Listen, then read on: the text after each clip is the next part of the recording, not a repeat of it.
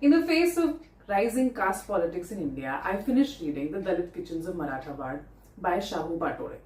Originally written as Anha, apoorna bhrama in Marathi and now translated into English by Bhushan Koragaonkar, is a book that explores the dietary habits and historical diets that Dalit people in the region of Marathawad followed.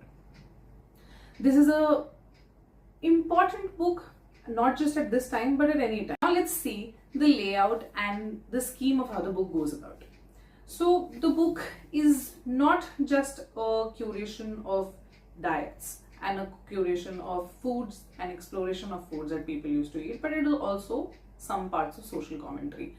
It starts with some parts of social commentary of how the world understands Indians and especially Hindus as people who do not eat, number one, who do not eat any non-veg, and if at all they do not eat beef. He discusses as how Dalit people were always allowed to eat beef and how they are still Hindus. He discusses as why do the Swarna classes do not eat beef, and brings about a theory of that could be because they want to distinguish themselves from the Dalits and they don't eat beef because the Dalits eat beef. It discusses about how Jainism and Buddhism impacted India, impacted Hinduism, and how in order to save the Hindu people from converting, vegetarianism was adopted. Why else would a religion that was completely vegetarian prescribe certain days or months as complete vegetarian days? And he brings about some very interesting points while it goes like that. It then goes on to make parts and discuss food.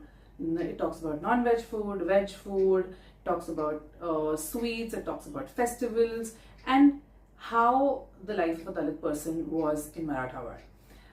It would be a very interesting read, especially for somebody who is Marathi, who has a better understanding of the things that are being referred, as opposed to somebody who is a little new. However, even if you're completely new to this, I would say it's a good introduction piece.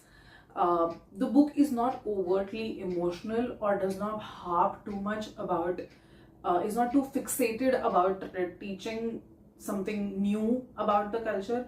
I think that's also coming from a space where the writer is not feeling an overt feeling of eulogizing the past. The reason could be several. The book also comes from a very self-aware space. It not only brings about the historical sad things that have happened with the Dalit people, that how they had to adopt to the food that came to them as a necessity, which he talks about in a great detail. He talks about very small parts of the animals that the Dalit people ate, which Shahu in some of his interviews also said that even people from his own community came out back to him saying that "Aapne thoda zyada likh diya, you told too much."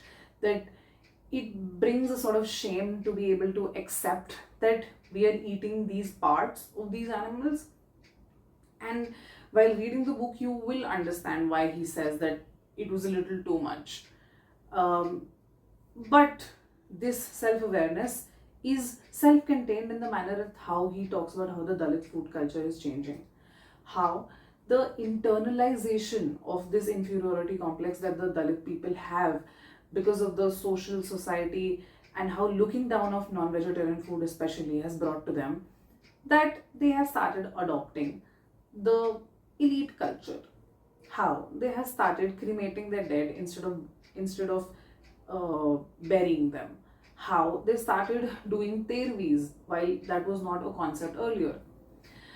Why I also say that this book is a good place for a beginner is because Shahu brings in very good puns, word puns, where he explains meanings of different things. For example, he talks about how fashi, which is the tongue of an animal, is also sounds very similar to fasi, and how there were plays that were made basis on this pun, and how these kind of internal jokes of the Dalit people are something that are privy to the community that he brings out.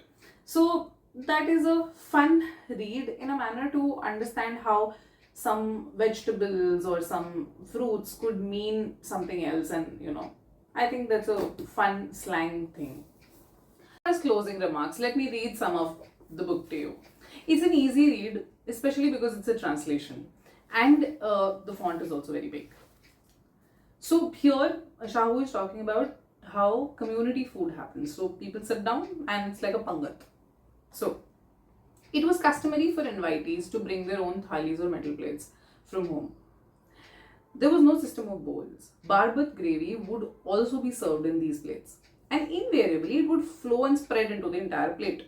To avoid this mess, people would place a pebble or a wooden chip beneath an edge of the thali.